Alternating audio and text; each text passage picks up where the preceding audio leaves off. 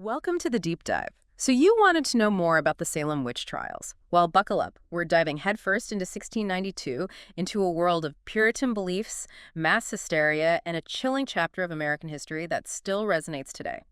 It's a period that continues to fascinate me. This story is a stark reminder of how easily suspicion can morph into something truly tragic. Yeah, no kidding. We're talking accusations, trials, and unfortunately, executions, all rooted in this fear of witchcraft. Okay, so picture this. A small village in Massachusetts, strict Puritan beliefs, and suddenly, young girls start exhibiting really strange behavior like convulsions and fits. People immediately jump to witchcraft, but what was really going on? Well, I think it's crucial we understand the historical context here. We're talking about a community already on edge, economic hardship, political instability, a deep-seated fear of the unknown. It was basically a pressure cooker of anxiety. Add in the whole Puritan worldview, where the devil is a tangible threat. It's almost a recipe for disaster. And disaster is what they got. It's terrifying how fast accusations spread. We're talking vulnerable people like Tituba, who was enslaved, to well-respected figures like Rebecca Nurse. How did this fear actually manifest in their daily lives? Well, imagine living in a world where your neighbor, the person you used to share meals with, is suddenly looking at you with suspicion. Religious gatherings, normally a source of comfort, become platforms for accusations. It was all-consuming. Yeah, the psychological impact must have been immense, especially when you consider that the legal system back then wasn't exactly a model of fairness, was it? No, not at all. And a large part of what made the Salem witch trials so unsettling was their reliance on what's known as spectral evidence. Spectral evidence. Okay, I've heard the term, but to be honest, it always sounded a bit, well, spooky. What did it actually mean for the people of Salem? Imagine being judged based on someone else's dream. That's essentially what spectral evidence was. They believed a witch could send their spirit, their specter, to torment you. So the afflicted person's testimony, often describing these visions, was enough to condemn someone. Wait, so you could be condemned based on someone's nightmare? That's unbelievable. Are there any cases that demonstrate just how detrimental this was? Oh, absolutely. The case of Rebecca Nurse, an older woman deeply respected in the community, despite her impeccable reputation, several young women accused her, claiming to see her specter tormenting them. It's mind-boggling how quickly reason went out the window. Right. So looking back, what are some of the leading theories about what fueled this mass hysteria? Was it really just about witchcraft? Good question. It's a debate that still goes on today. Some historians argue it was a toxic mix of social and economic unrest. Remember, Salem wasn't a utopia. They had their own issues, divisions within the community, and these tensions. They created fertile ground for suspicion and blame. Right? Yeah. Accusations became a way to sort of lash out to find a scapegoat, even if it was completely misguided. But beyond these social factors, there's also the psychological element, this very real fear of the unknown. Right, and that Puritan worldview didn't exactly help. They truly believed that the devil was out there, always trying to tempt and corrupt.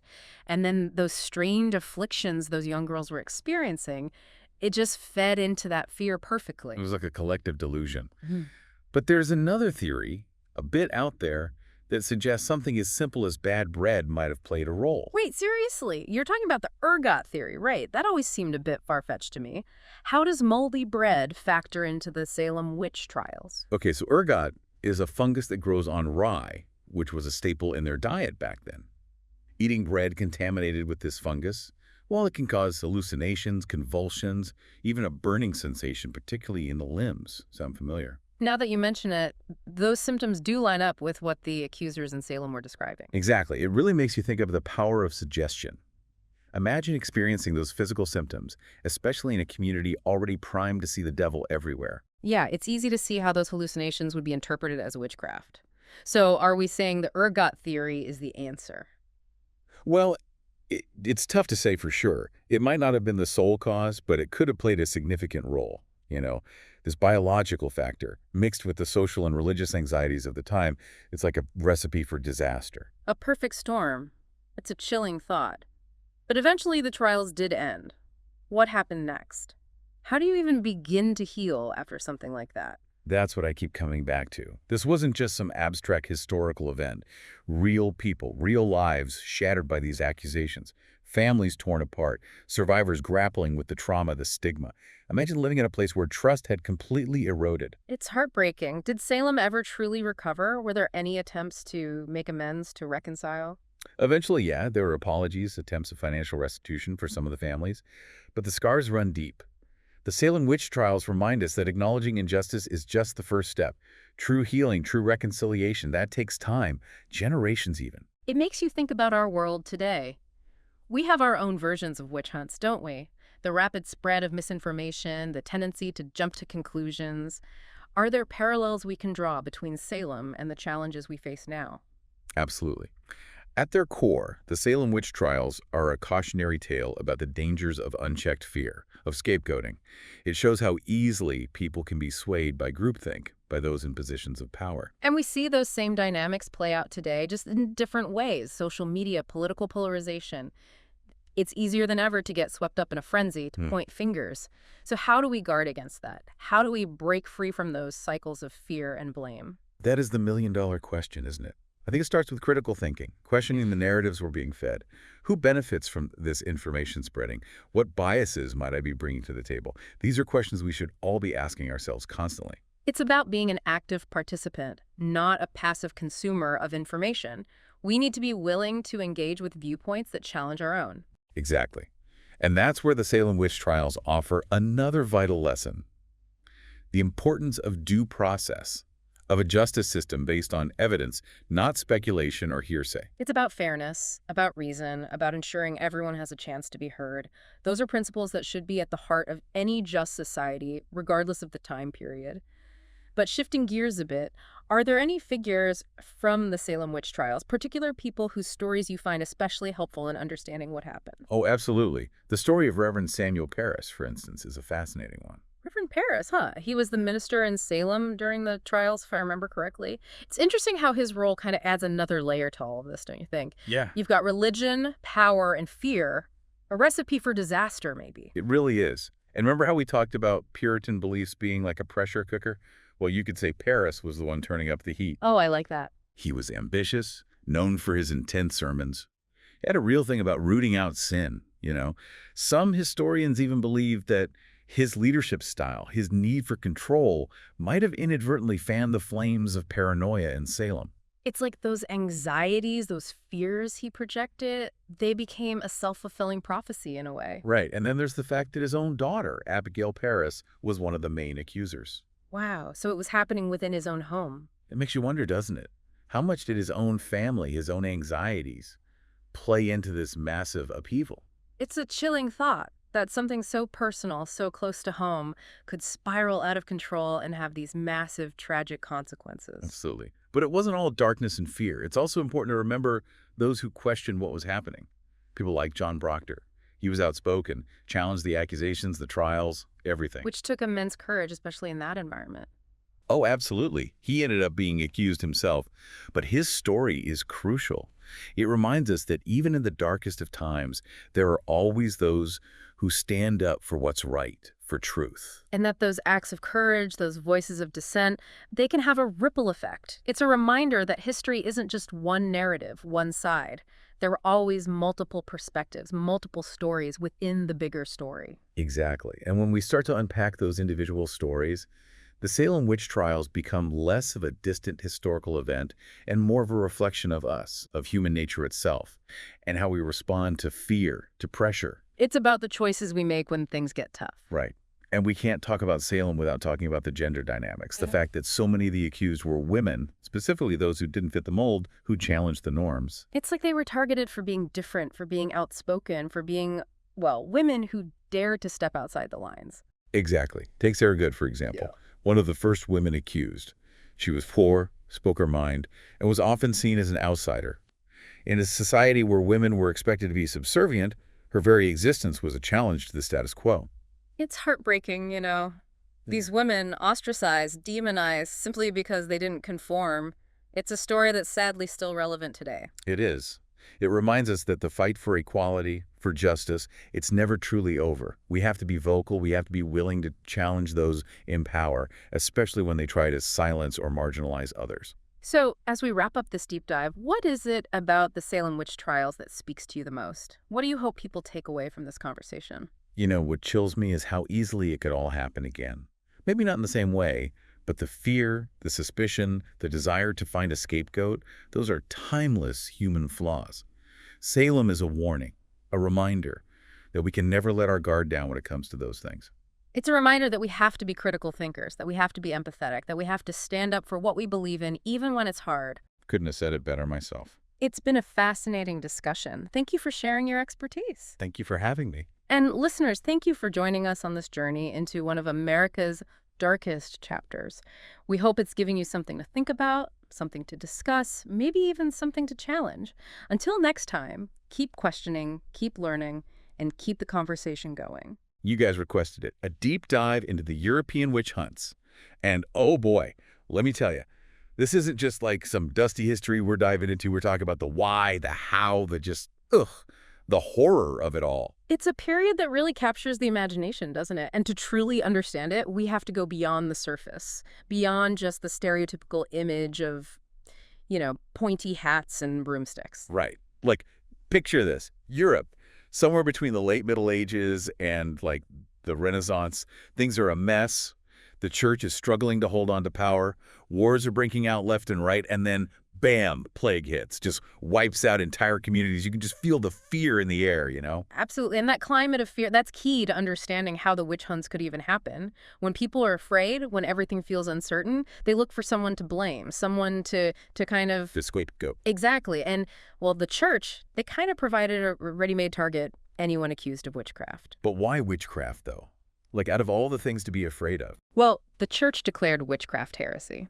They had their reasons. For one, it played into existing fears and superstitions that were already swirling around.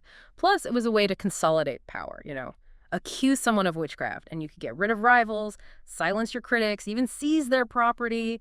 Pretty handy when you think about it. So it's like less about actual belief and more about who's got the upper hand. Oh, absolutely. Power dynamics were a huge part of it. A perfect example, the Malleus Maleficarum, published in 1487. That's the hammer of witches, right? Yeah. And more than just a book, it was like a how-to manual for witch hunting. It told you everything, how to identify a witch, how to interrogate them, how to punish them. And it was really influential in justifying torture as a way to get confessions. And when we talk about influential figures, King James VI of Scotland comes to mind. He wasn't exactly what you'd call level-headed about this whole thing. No, not at all. Obsessed with witches, actually. He even wrote a book about demonology. And his beliefs had very real consequences. Just look at the North Berwick witch trials in 1590.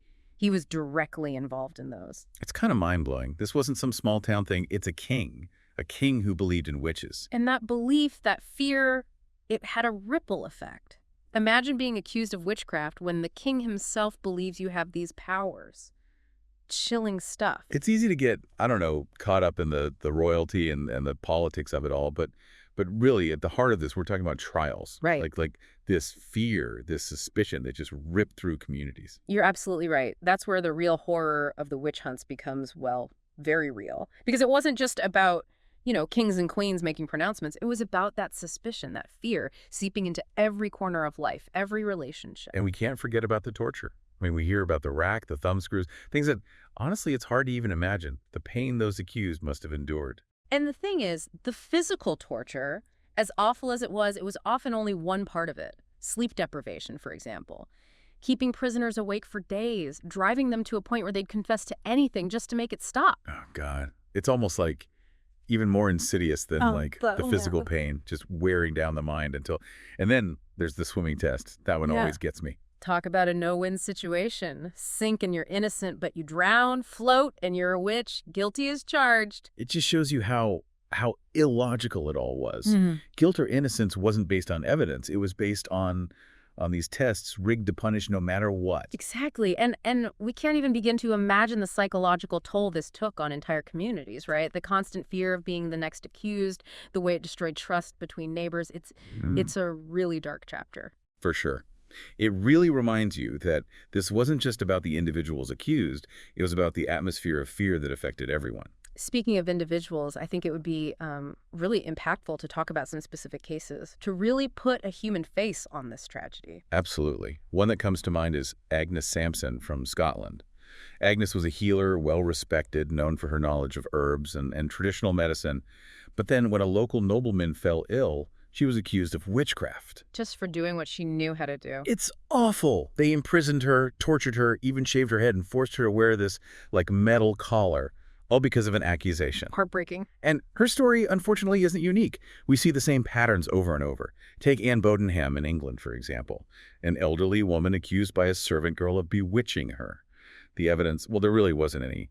Claims of bad dreams, maybe a black cat seen near her home, that kind of thing. But that was enough back then. It was enough to get her arrested, tortured until she confessed, and then ultimately hanged in 1653. God.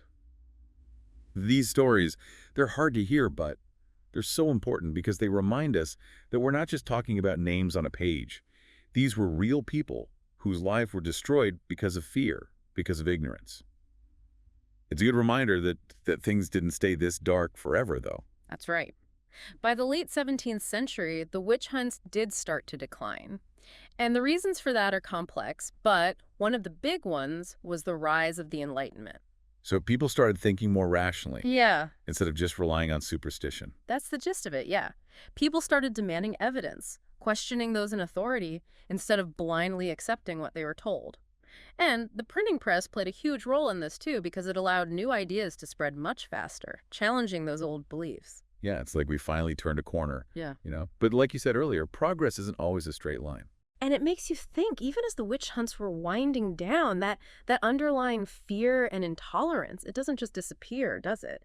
So how do we even recognize that in ourselves, in our own time? And more importantly, how do we fight against it? Right, because it's easy to be like, oh, those witch hunts, how barbaric. But, I mean, what are the witch hunts of today? Who are we scapegoating now based on, I don't know, bad information or fear? Tough question, right? And I think it's something we all have to really think about. What groups are being demonized based on, like you said, bad information? Where do we see fear being used to manipulate people, to justify things that just aren't right? We have to be so aware of our own biases and really think critically about what we see and hear. Yeah, and not be afraid to speak up when something's wrong. Even when it's, I don't know, maybe not the popular opinion. Exactly, because when it comes down to it, the European witch hunts, they're this stark reminder of what can happen when fear wins, when we let go of reason and compassion. It's a lesson that echoes through history, don't you think? Like a warning to always be vigilant, to be kind, and to never, ever stop questioning what we're told. Well said. And on that note, I think we've reached the end of our deep dive into the European witch hunts. It's heavy stuff, but I hope you guys found it insightful. Just a reminder to hold on to your freedoms, use your voice, and always, always lead with compassion and critical thinking. Thanks for listening. Okay, ready for a chilling one. This time, we're diving deep into the infamous Pendle Witch Trials. Ooh, the Pendle Witches. A classic for a reason. But what makes this case so captivating, so bone-chilling, you might ask? Well, get this.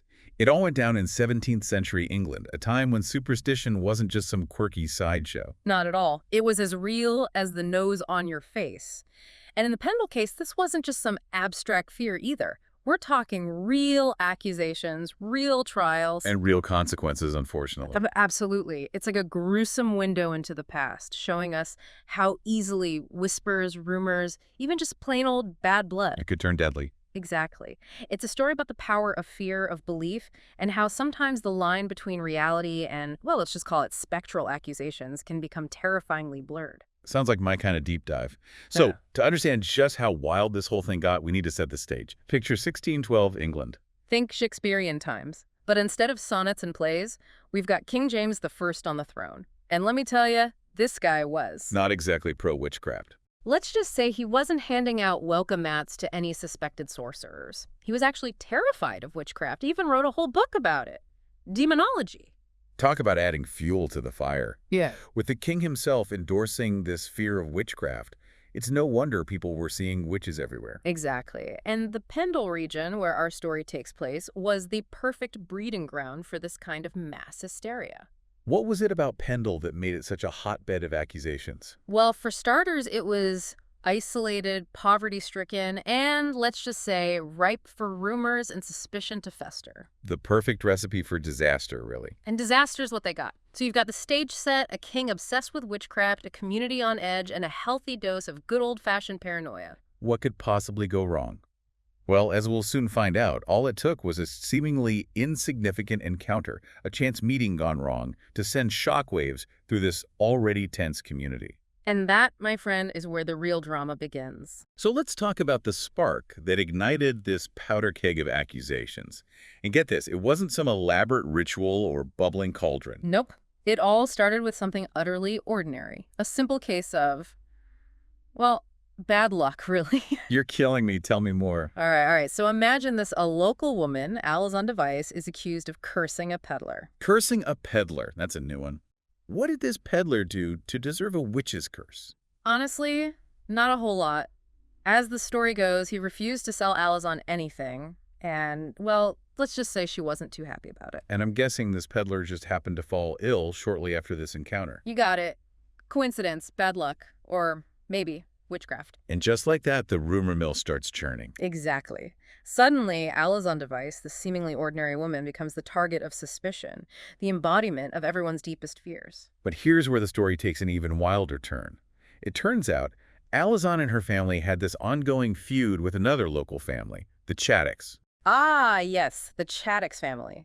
These two families, they were practically famous for their animosity towards each other. Think the Hatfields and McCoys, but with a 17th century witchy twist. So, in this pressure cooker of fear and suspicion, their already heated rivalry became entangled with accusations of witchcraft. It wasn't just about a sick peddler anymore. It was about settling old scores, about leveraging these fears to take down your enemies. Adding fuel to the already raging fire. And that, my friend, is how quickly things can spiral out of control when fear and paranoia take hold. So we're not just talking about spooky stories here. This is real-life drama fueled by suspicion and personal vendettas, playing out against a backdrop of, well, let's just say widespread anxiety. Exactly. And as we'll see, this perfect storm of fear and opportunism, it's going to have devastating consequences for both families.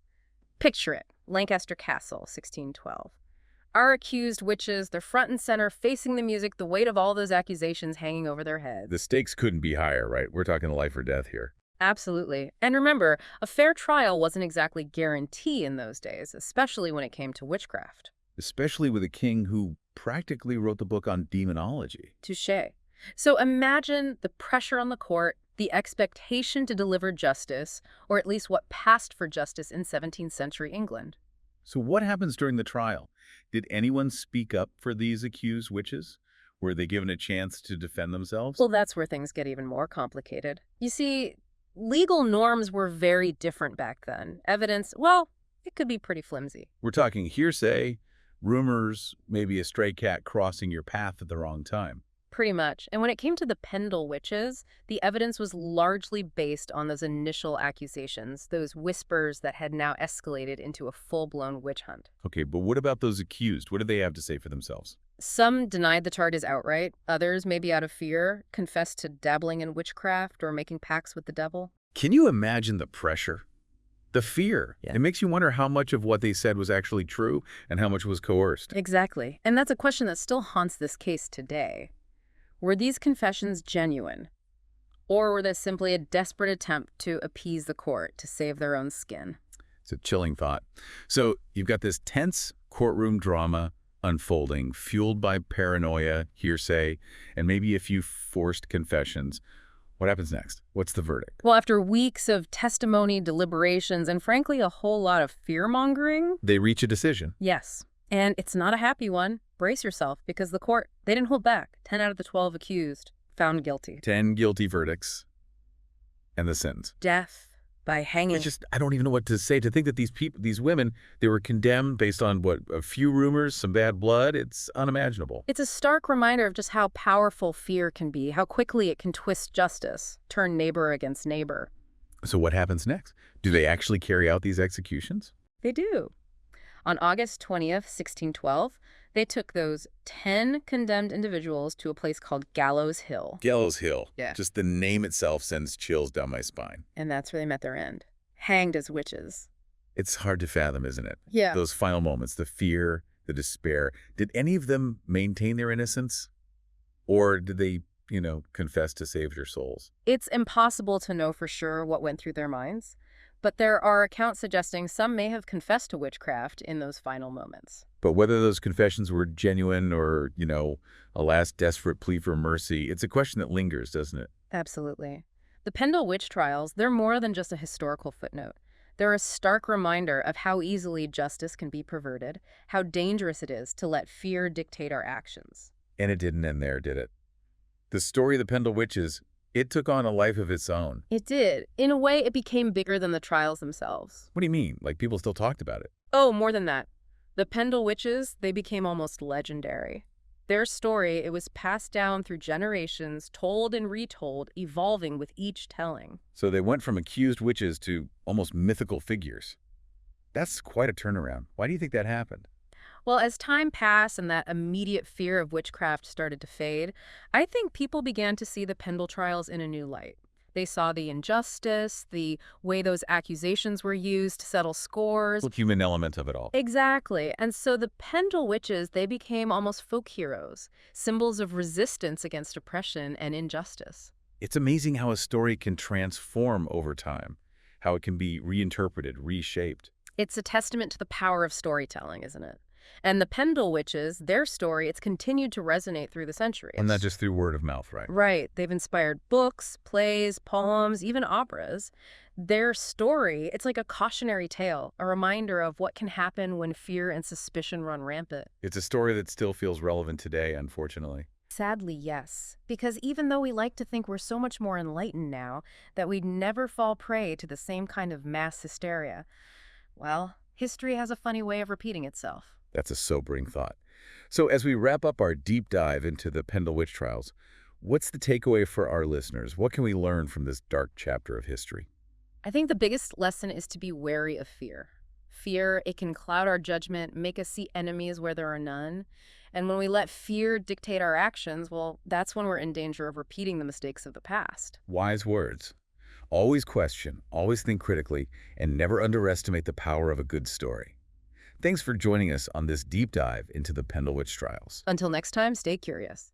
Ready for a deep dive into a dark corner of history? We're talking about the German witch hunts of the 1600s. Oh, absolutely. And you know, when most people think witch hunts, they think Salem, right? But Salem's got nothing on this. exactly.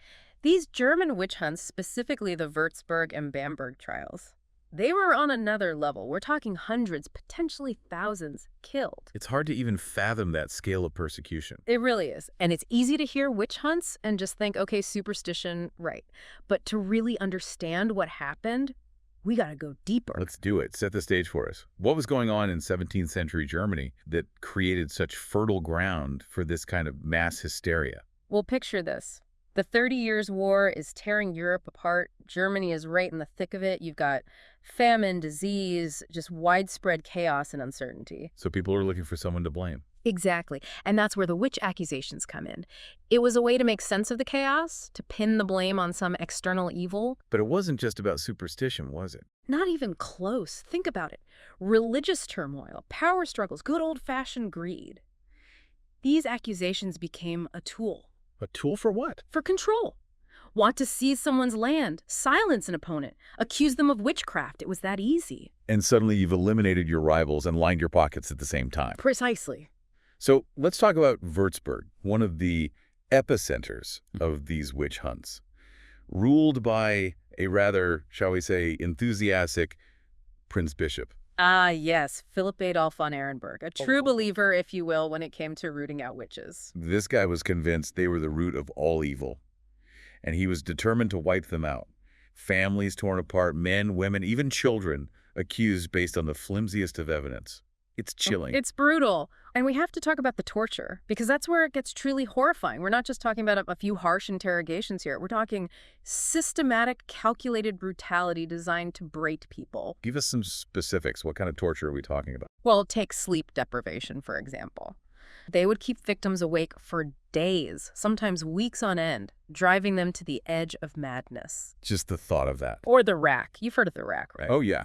They basically stretch you until your joints. Until your body is ripped apart. It's barbaric. Absolutely barbaric. And this was all done in the name of purging evil. That was the justification, yes. Though, as we've discussed, the motivations were often far more cynical. It makes you wonder how anyone endured such agony. But some did, right? They did. Some found incredible strength in the face of that kind of terror. Like who? Well, there's Johannes Junius. He was the former mayor of Bamberg. Imprisoned, accused of witchcraft, and forced to confess under unimaginable duress. Forced to confess, Oh, yeah. That was often the goal, to extract a confession no matter the cost. even if it meant torture. Especially if it meant torture. But Junius, he's a fascinating case, because despite everything, he managed to smuggle a letter out of prison proclaiming his innocence. Just this desperate plea from a man unjustly accused. Wow. That sends chills down my spine. It gives you a glimpse into the human cost of these trials, you Yeah. know? The lives destroyed, the family shattered. And all because of power. Plain and simple. People in positions of authority who knew how to exploit the climate of fear for their own gain. And you know what's crazy? Junius's story shows just how high the stakes were. Right. Like if the former mayor wasn't safe, who was? Exactly. Nobody was safe. So we had Würzburg with its gung-ho Prince Bishop. Oh. But Bamberg, right. It almost feels like Bamberg was even more intense. You picked up on that. It's true. In Bamberg, the witch hunts were like a well-oiled machine. And the guy calling the shots, Johann Georg II, Fuchs von Dornheim. Whoa. That's a mouthful. Tell me about it. But anyway, this guy, he was the Prince Bishop, and he was all in on the witch hunts. Like, get this. He had a special prison built just for accused witches. You're kidding. A whole prison just for witches. What do they even call a place like that? The Druden House. The Druden House. Yeah. And it wasn't just some dingy dungeon. This place was huge, built to hold over 300 prisoners. 300. That's insane. Yeah. And Dornheim, he didn't discriminate when it came to filling it up. Rich merchants who challenged him, gone. Rivals who threatened his power. Accused. Even clergy who questioned his methods. You bet. Wow. So it wasn't even really about witchcraft at that point. It was just about consolidating power. Right. It's like the accusations were just a smokescreen, a way to get rid of anyone who stood in his way. And probably to make himself a tidy profit while he was out. Oh, absolutely. Let's not forget the money. When they convicted someone of witchcraft, boom, all their property went straight to the state. Convenient, right? Convenient for who? More like a legalized robbery, if you ask me. You're not wrong. Greed and fear, a potent combination. Deadly, even. And it's easy to get lost in the big picture, right? But these were real people with lives, families, dreams. Absolutely. And each one of them has a story. Like, we talked about Johannes Junius, the former mayor. Right. But there are others, so many others. So many. Like Katharina Hein. She was a midwife in Bamberg. A midwife. Yeah. And you can imagine how tough that job was back then, right? Yeah. High infant mortality rates. So when a string of babies died... People started pointing fingers. Exactly. And guess who became an easy target? The midwife. Yep. Accused of witchcraft, blamed for the deaths, just for doing her job. That's heartbreaking. It really is. And sadly, her story isn't unique. Midwives, healers, any women who had knowledge of traditional medicine, they were often the first to be accused. Because their knowledge made them a threat. Exactly. It's like people were afraid of women having that kind of power. Which is a theme that, unfortunately, isn't confined to the 1600s. It's still something we're grappling with today. It is. It's a good reminder that some things don't change as much as we think they do. So true. Okay, so we talked about Katharina Hahn, the midwife. Yeah. Any other stories that really stuck with you? Oh, yeah. There's Maria Hall. She was a tavern owner in Würzburg. Tough woman. They tortured her for weeks trying to get her to confess to witchcraft. Weeks. But she refused. She never cracked. Wow. What strength. Just incredible. To endure that kind of pain and still cling to the truth. It's remarkable, right? To have that strength of conviction. But eventually, all of this, the trials, the torture, it did come to an end. So how did it actually happen? Did people just suddenly wake up one day and say, wait a minute, this is madness? Wouldn't that be nice? A sudden return to reason. Right. It's a nice thought, but no, not quite. The truth is, it was a lot more complicated than that. So what happened? Did they just run out of people to accuse? In a way, yeah. By the late 1600s, the witch hunts had lost a lot of their steam. The constant accusations, the trials, the executions, it had taken a huge toll.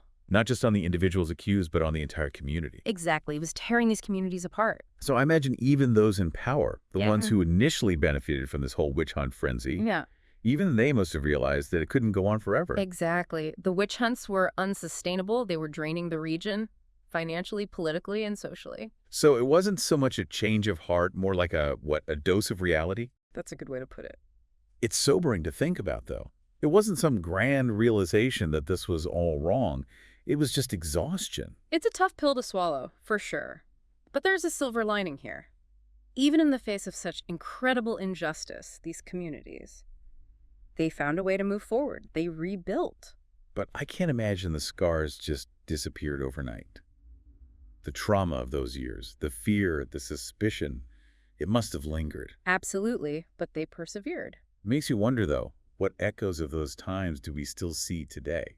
Because it's not like humanity has completely moved past fear and scapegoating. Right. Those impulses are still very much a part of the human experience. We see it all the time, sadly. Look at the rise of conspiracy theories, the demonization of entire groups of people based on what?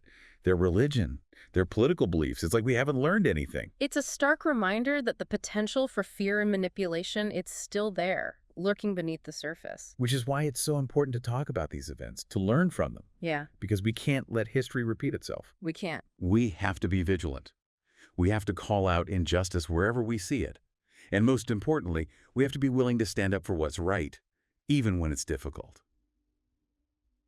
Well, that was a heavy one. Thanks for joining us for this deep dive into Germany's forgotten witch hunts. We'll see you next time. All right, so ready to dive into a side of history that's, well, it's not exactly sunshine and rainbows. Let's just say, when it comes to dark chapters, this one's, well, it's a doozy. We're talking Scottish witch hunts, folks. Centuries of accusations, torture, executions, and on a scale that makes Salem look like, well, like a walk in the park. And the truly unsettling part is how deeply ingrained these hunts were in Scottish society. This wasn't some fringe movement. This was fueled by religion, by politics, by plain old human fear. Yeah, exactly. We're going way beyond the surface here. Forget your witches and broomsticks image. We're trying to understand what made Scotland such a breeding ground for this kind of, I don't know, this kind of darkness. And we've got a lot to work with, luckily. Or unluckily, I guess. Legal documents, first-hand accounts. Yeah. Some of it's really hard to stomach, to be honest. Those first-hand accounts are always rough, but they give you such a visceral sense of what these people went through. You know, there's no other way to get that kind of insight. Absolutely. And it forces us to confront the human cost of mass hysteria, the way fear and suspicion can just twist your sense of justice and reason, you know. So, okay, picture Scotland in the 16th, 17th centuries.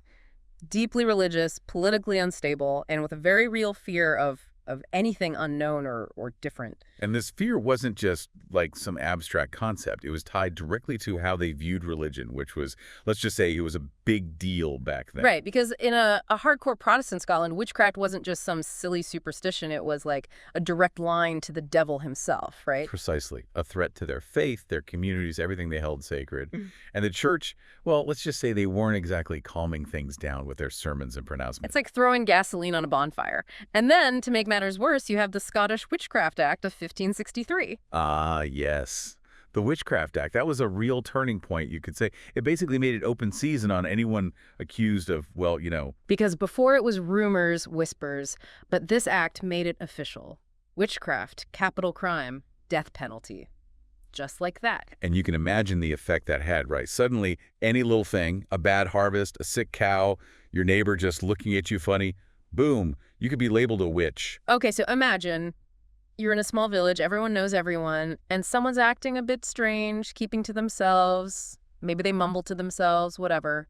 And immediately, people start whispering, witchcraft, they're in league with the devil. It's like a game of telephone, except instead of a funny story, it's deadly serious. Yeah, and once that seed of suspicion is planted, it can just run wild. And we're not talking about hypotheticals here. We have real cases, tragic cases, that show just how bad things could get. Like the North Berwick Witch Trials, for example, 1590. That one really set the stage for the decades of witch hunts that followed. And if I remember correctly, this wasn't just some local squabble. Even King James VI got caught up in that mess. Oh, King James. Yes, the King James Bible guy, the one who's all about brotherly love and whatnot. Yeah, he got sucked right in. So what happened? Did he catch a coven meeting in the woods or something? Not quite, although it does involve a bit of drama. His ship got caught in a nasty storm, and instead of blaming, the weather, he was convinced witchcraft, a coven of witches trying to sink him. Talk about overreacting, huh? Blaming witches for a little rough seas. Well, you got to remember, back then, people saw the hand of God or the devil in everything, especially a king. They're already a little paranoid, about people trying to overthrow them. And when a king points a finger, people listen, right? Whether they want to or not. Oh, they listen. And in this case, listening meant one thing. Yeah. Full-blown witch hunt. And just to show how quickly things could escalate, one of the first accused in those North Berwick trials was Agnes Sampson, a respected midwife, a healer. Yeah, Agnes' story is a tough one. Accused of conjuring the storm that almost drowned the king. Tortured, then executed. All because of some bad weather. Hold on. They killed a midwife because of a storm. That's insane. It might sound crazy to us now, but back then, that's all it took. Fear, religion, a dash of political maneuvering. Deadly combination. So Agnes Sampson, she wasn't just some isolated incident. It's like her case, it's a glimpse into the darkness that was about to swallow Scotland whole. Yeah, it's like a warning sign. Yeah. One minute you're a respected member of the community, the next you're being accused of, facing unimaginable horrors just based on whispers and suspicion. It's scary how easily things can shift like that. And sadly, Agnes's story is just one of many.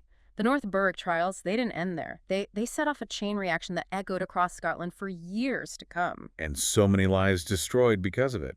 And those ripples. From trials like North Berwick, they spread far and wide. Right, of course. Didn't always take a king to get things rolling, though, did it? No, not at all. I mean, look at Elgin, for instance. Yeah. 1662. Elgin. Okay, what happened there? So picture, your typical market town. Busy, bustling, people going about their day. Now imagine, over 30 women accused of witchcraft, executed. All in a single year. 30? Yeah. In one town? That's unimaginable. Was there something, I don't know, unique about Elgin? Something that made it more susceptible to this? You'd think so, right? But sadly, Elgin's story, it wasn't all that unique. It's just a stark reminder of how widespread this fear became. Yeah. And it wasn't just blind faith fueling the fire either. Okay, so beyond religion, what else was driving this? Who else was benefiting from all this witch hunting? Well, think about it. Power. Who had it? Who wanted it? Yeah. Scotland back then, it was, well, let's just say it was a politically messy time. All right, so a little Game of Thrones, but instead of dragons, they're using witchcraft accusations. Grim, but yeah, not a bad comparison. Imagine being able to take down your rivals, maybe even take their land, all under the guise of, oh, I'm just protecting everyone from evil. Convenient and effective, I bet. Terrifyingly effective. And the church, well, they weren't exactly discouraging this behavior, were they? Right, they were kind of busy fanning the flames, as I recall. Yeah, but it's complicated, right? On the one hand, they're the ones pushing this idea of witchcraft as a real present danger. But on the other hand, there were definitely dissenting voices within the clergy, people who were like, hold on, maybe we're going too far here. So even within the church, there was this internal struggle, this push and pull between like what they believed and what they were seeing happen. Exactly. You had individuals grappling with their own consciences while all this chaos is unfolding around them. It's important to remember that, even in the darkest times, there are always those who stand up and say, this isn't right. It's a good reminder that history is never simple, is it? There are always different sides to every story, even when it comes to something like the witch hunts. Absolutely. And those stories, those voices of dissent, they're just as important to uncover, even if they don't always make it into the history books. But going back to those who did use these accusations for their own gain, we can't forget about King James. Right. Good old King James. Didn't he practically write the book on demonology? He did. Demonology, published in 1597. And it wasn't just some, dry academic text. This thing was a bestseller. Oh. Full of wild stories about demons and witchcraft and, well, you get the idea. It's kind of mind-blowing when you think about it. This is the same guy whose name is on a version of the Bible, right? The one and only. Yeah. It just goes to show how intertwined these beliefs were with everything, even at the highest levels of power. So his personal obsession with witchcraft, it basically became national policy. Pretty much. And the worst part is, in trying to protect his kingdom from this perceived threat, he unleashed a wave of suffering that touched the lives of countless innocent people. It's a classic example of be careful what you wish for, I guess, or maybe be careful who you give absolute power to, because it rarely ends well for anyone. And it wasn't just kings and lawmakers either. Ordinary people, caught up in the frenzy, they played their part too. Their testimonies, shaped by the fears of the time, could literally mean life or death for their neighbors, their friends, even their own family. Which brings us to, I think, one of the most fascinating and disturbing cases we've looked at, Isabel Gowdy. Gowdy, yeah, her story will stick with you, that's for sure. Her confessions, they were like something out of a nightmare. Flying through the air, meeting with the devil, these gatherings called Sabbaths. Hold on, Sabbaths. What are we talking about? Like witch parties. Something like that. But in the context of 17th century witchcraft beliefs, Sabbaths were basically the ultimate act of rebellion against God, against everything good and holy. So basically the 1600s version of a rave, but with a lot less glow sticks and a lot more, pledging allegiance to the Prince of Darkness. And Isabel Gowdy described these Sabbaths in vivid detail. So much so that her confessions, they became hugely influential, almost like a template for future accusations. So her words, whether they were true or not, they helped shape how people viewed witchcraft. Exactly. And that's what makes her case so fascinating, but also so troubling. Was she telling the truth? Or was she a victim of a system that used torture to extract confessions, regardless of whether they were actually true? Because torture, that was pretty much standard practice back then, wasn't it? Oh, yeah. So when you're looking at these confessions, you always have to keep that in mind. The fear, the pain, the relentless pressure to confess, to give them what they want to hear. It's hard to imagine what that must have been like. And how do you even begin to separate, genuine belief from something that's coerced? It's a question that continues to fascinate and frustrate historians.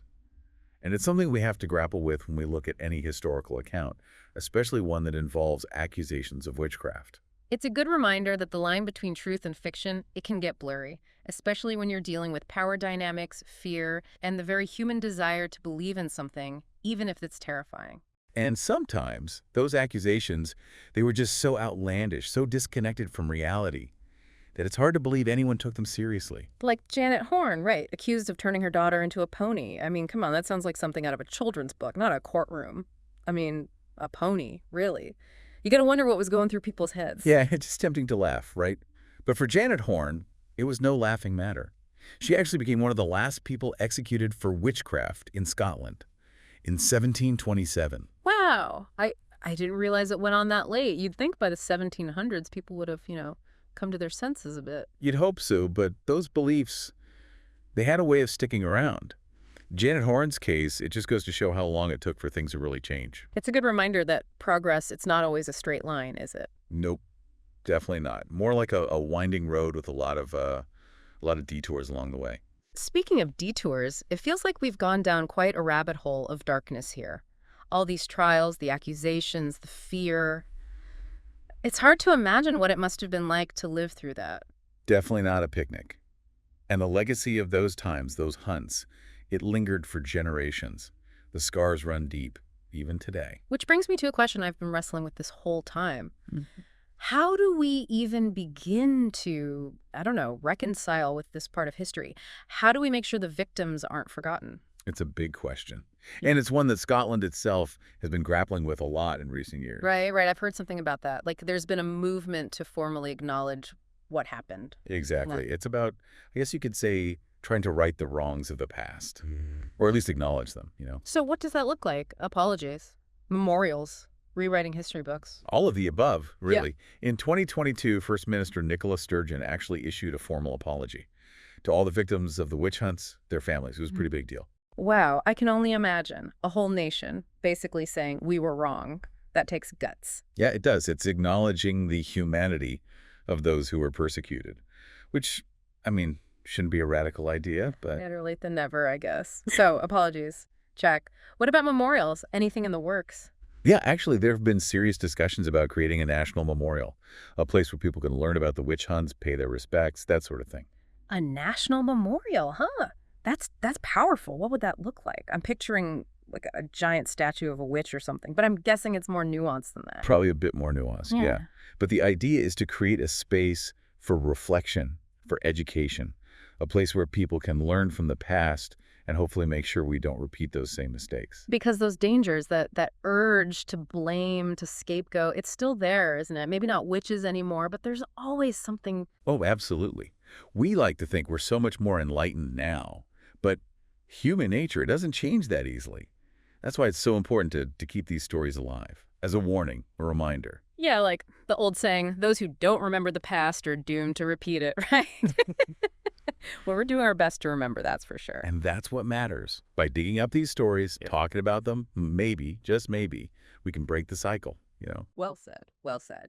And on that note, folks, we're going to have to wrap up this deep dive into the Scottish witch hunts. We've covered a lot of ground today, from the legal system to the role of the church to the personal stories of those accused and sadly often executed. It's heavy stuff, but it's important stuff. So if you're listening to this feeling a little overwhelmed, a little, I don't know, disturbed, that's okay. That just means you're paying attention. It means you're engaging with history, with all its complexities and darkness. And that's what we need more of. So keep asking questions, keep exploring, and keep the memories of those lost alive, because their stories, they deserve to be heard. And that's a wrap on this episode of The Deep Dive. Catch you folks next time. Ever get that feeling, like history's repeating itself?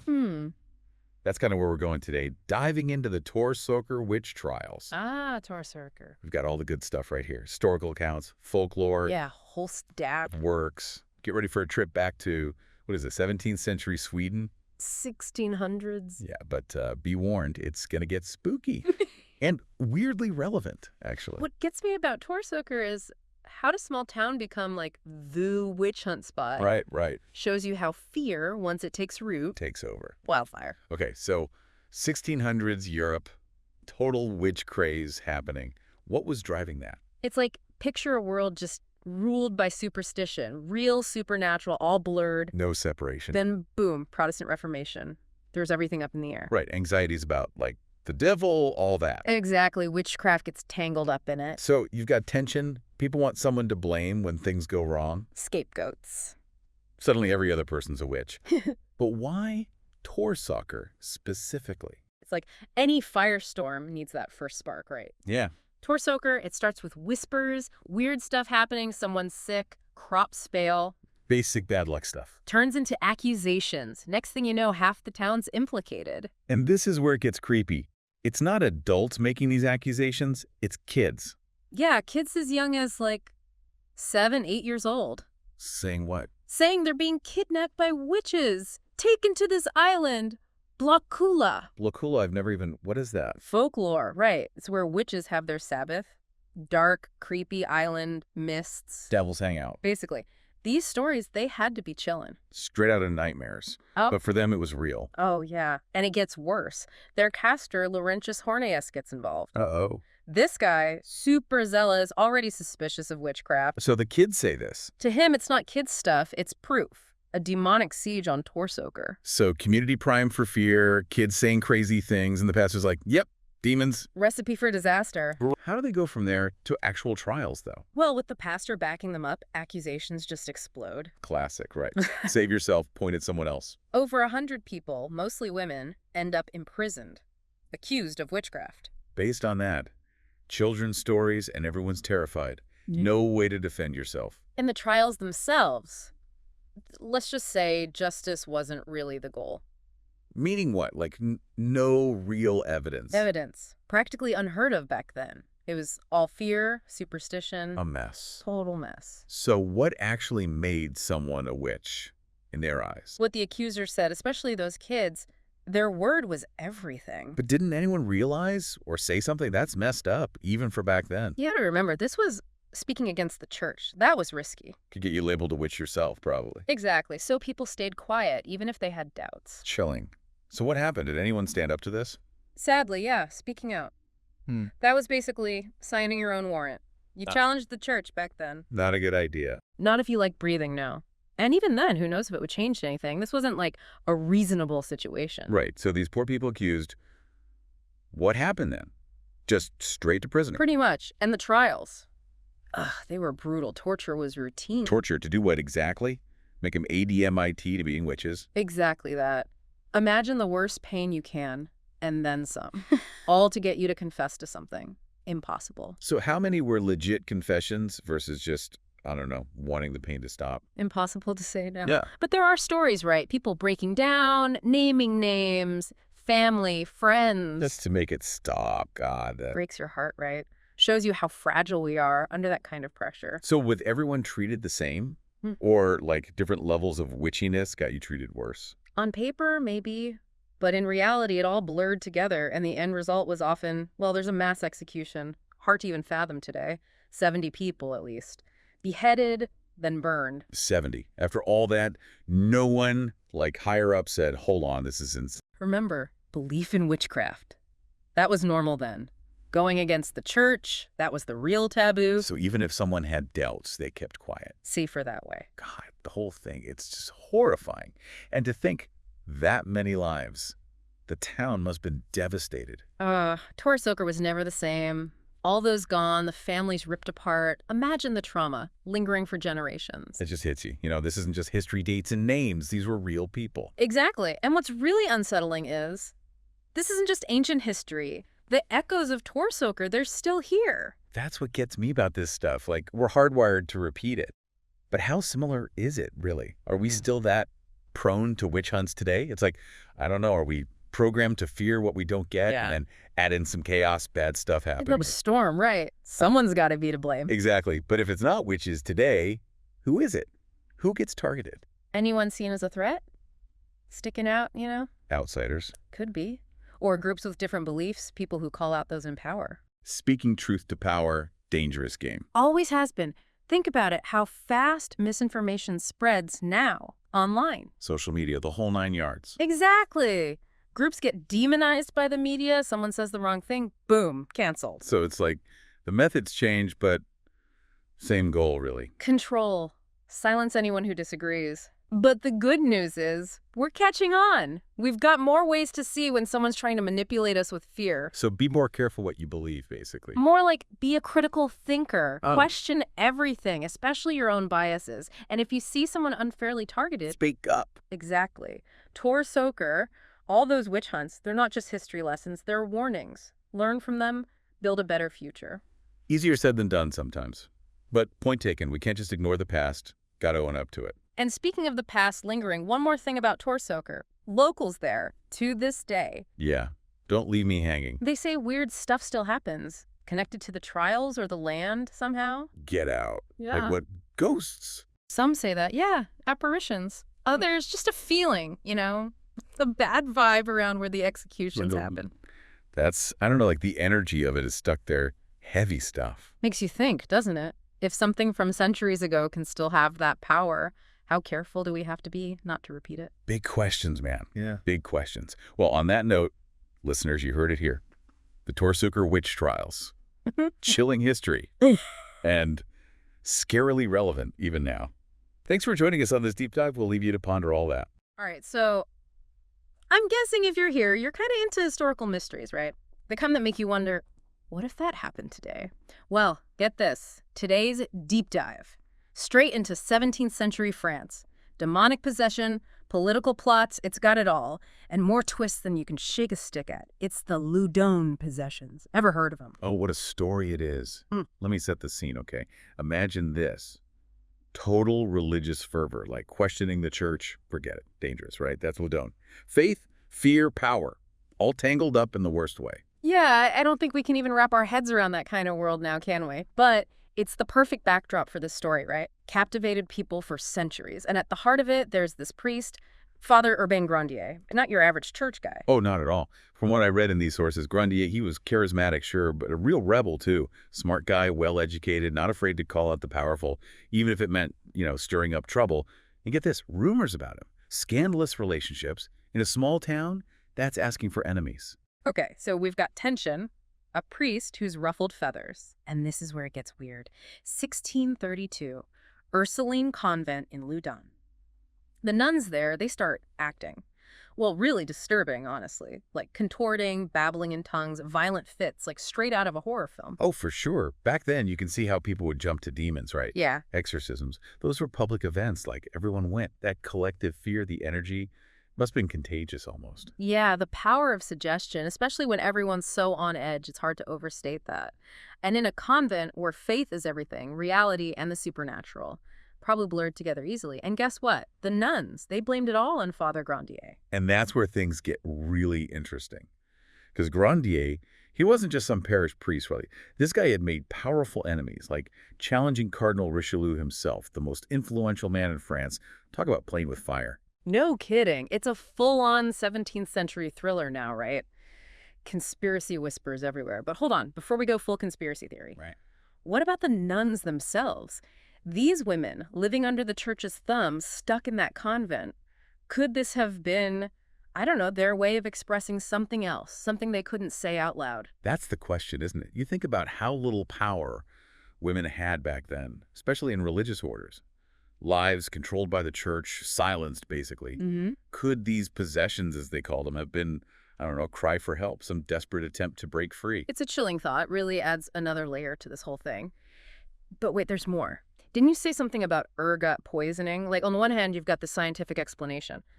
But if it was just bad bread, why blame Grandier specifically? That's the big question, right? And so ergot, it's a fungus, grows on rye, gets in the bread, people eat it. Hallucinations, convulsions, even paranoia. And there are records it was around back then. Some historians think that's at least part of what the nuns were experiencing. So we've got options here. Politics, a priest with a target on his back, maybe mass hysteria in the convent, even just bad bread. How do we even start to figure this out? Well, that's where we go next, the trial of Father Grandier. But remember, all this context matters, right? The power, the anxieties of the time, and the church. Always the church. And the trial, well, it was almost like those exorcisms. Big public thing, everyone watching. You Yeah. can it. Courtroom packed, people whispering, on edge. Grandier there trying to defend himself. The nuns maybe even still acting possessed. Talk about dramatic, right? Yeah, how do you even fight that? Demons. Especially when it's the word of nuns against yours. Feels impossible, like he never stood a chance. Exactly. And you got to remember, evidence back then, whole different ballgame. Witchcraft, it was all about fear, superstition. Proof didn't mean the same thing. Hmm. So the court, probably pressured, influenced by all that, easier to make Grandier the bad guy, you know? So instead of getting answers, the trial made it worse. Kind of messed up when you think about it. Totally. And for Grandier, well, that was it. Guilty of witchcraft, even without real proof. The sentence, death. Burned at the stake. Another spectacle, right? Show everyone who's boss, scare off anyone thinking of questioning things. Wow. It's like chilling, isn't it? All this because of accusations that could been what people scared, power grabs, maybe even just bad bread. And that's why this case, the Loudun possessions, it's stuck around. Hundreds of years later, we're still trying to figure it out. Was it witchcraft, like the court said?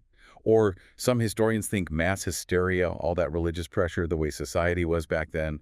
Or, like we said, ergot, actual poisoning, making people see things. Or, and this is what gets me, maybe it was all of it, right? Like this perfect storm of bad stuff and Grandier, he got caught in the middle. It's true. History's kind of like that, you know? Fascinating, makes you think, but good answers. Sometimes you just don't get them. Totally. It's like we're trying to be detectives, but centuries later, looking for clues. But with a case like this, all those layers, we might never have all the pieces. That's true. But looking for them, that's where it's at, you know? And with the Loudun possessions, it makes you think about more than just what happened back then. It's about how we see similar stuff today. Mass hysteria, how religion and politics get mixed up, how much power belief has, even if it's not true. And that is the perfect way to bring us to the next part, because this story, it didn't just end in the 1600s, did it? The Loudun possessions, people are still writing books, making movies all this time later. It's kind of wild, right? How this one event all those years ago still gets to people. Like a warning, maybe, about how easy it is to mess with people's heads, how fear, even if it's not real, can make you do crazy things. Oh, totally. And you hit it on the head. It's because we still worry about that stuff today, don't we? The Loudun possessions, you've got the religion, the power struggles, the supernatural stuff. It's like a roadmap to the dark side of what people can do. And how many times has this story been told, right? But each time it's different. Books, plays, even movies, everyone's got their take on what happened at Loudun and what it means. It's true. Like Aldous Huxley, he wrote The Devils of Loudun. Used the whole thing to talk about religious nuts, about what happens when you bottle up desire, how people in charge abuse their power. It's fiction, but based on the real deal, and man, it makes you think. And then there's that movie, right? Ken Reiki, The Devils, 1971. Intense is putting it mildly. Beautiful to look at, but man, did I push buttons. All that sex, the religious stuff, people lost their minds when it came out. And that's the point, isn't it? The Loudun possessions.